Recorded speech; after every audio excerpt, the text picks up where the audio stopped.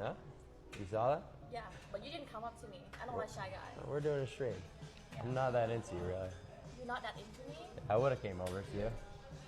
Oh. Yeah. Your maxilla is quite recessed, you know. What does that mean? All right. Well, look. He's gay. Don't even talk to me. Oh. Don't even talk to me. Sorry. Have a good night. He's Jewish. What's your type? Like you, like Oh. Okay.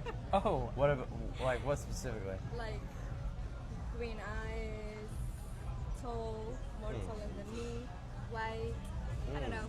Okay. Well, unfortunately, you're not my type, so. What? We're gonna have to move on. Next. Marlon Boggs, all of you? Yeah, but he's black.